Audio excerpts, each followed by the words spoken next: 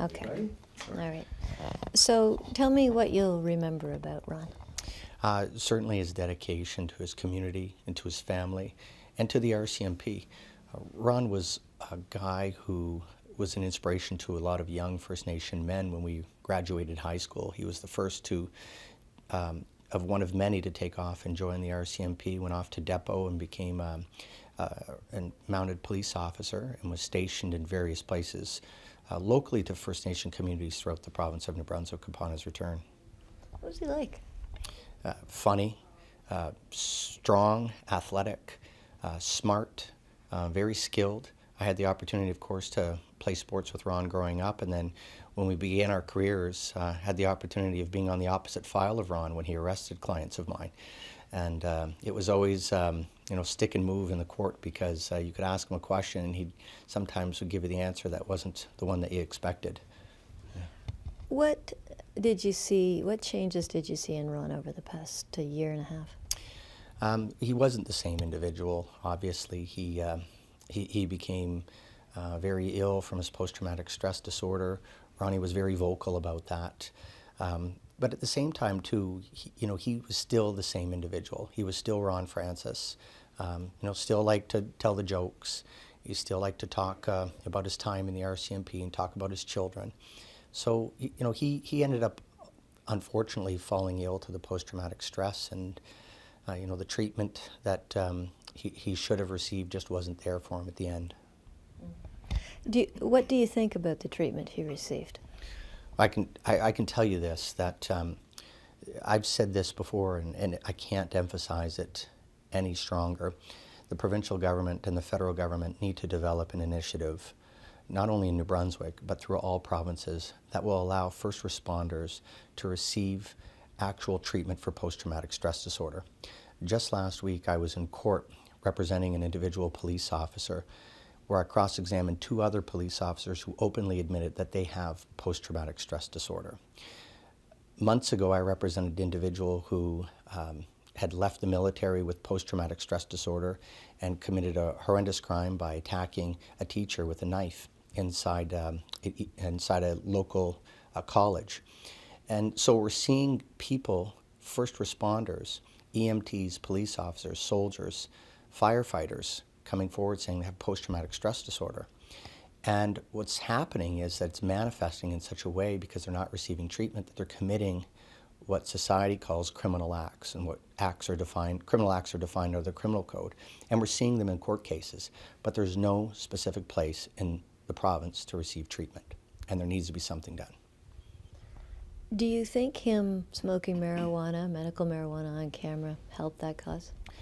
Ronnie's whole goal was never about smoking marijuana. It was about bringing to light that the RCMP was not providing adequate services to its officers who suffered from post-traumatic stress disorder.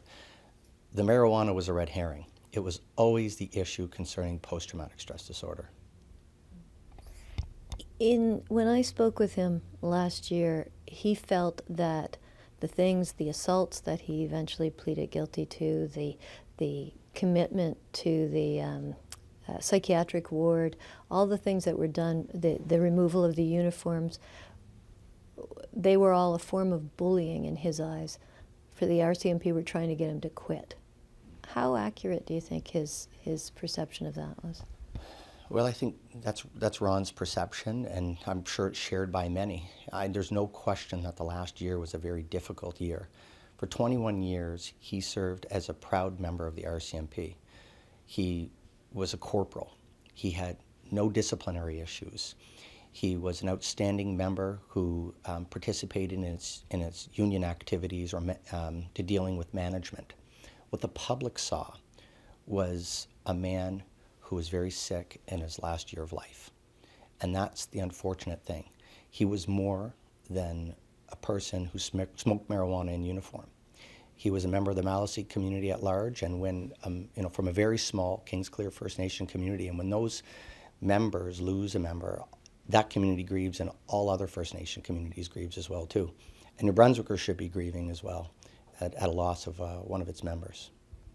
When did you see him last? I saw Ronnie about 2 weeks ago. Of course, we spoke on the phone. He would send me the odd Facebook message. And I learned yesterday late afternoon about his passing. It was very difficult to hear. What did you hear about what happened? It obviously wasn't as a result of natural causes, and that's all I can say about that. How is his family dealing with this? Well, I'm sure it's very difficult for them. He has a brother, a sister. He has mother and father. He's got children, so like any family, they would be grieving quite heavily today. Have you heard anything from wider sources about him, about how people are reacting to this? I've been this morning inundated with messages from all across the country for people who supported Ron when he was taking on the RCMP with respect to the inadequate services for post-traumatic stress disorder. So his impact has exceeded the boundaries of New Brunswick and exceeded, the barriers of culture and class and stratification with respect to employment. Post-traumatic stress disorder can happen to anybody who has suffered some form of severe anxiety, depression as a result of an accumulation of work years, like Ron, for example. Over 21 years, he was very public about saying how he had responded to many accidents, seen many horrible things. He had to arrest a lot of people in his community, and over a certain period of time, that just starts to weigh on a man's mind, and end up unfortunately getting sick. Do you think anybody could have done anything for him to prevent this from happening in the past? I think with the proper treatment and the proper services that something like this could be avoidable. Individuals, again... For him, do you think? I think so. I think if Ronnie felt comfortable in the environment that he was placed where he could receive help and assistance, then I think that, again, Ronnie would have taken advantage of that. But who's to say? I can't answer that, to be honest with you. Ron was a unique guy, and Ronnie also kind of marched to his own drum at times. So, do you think back on the last thing you said to him?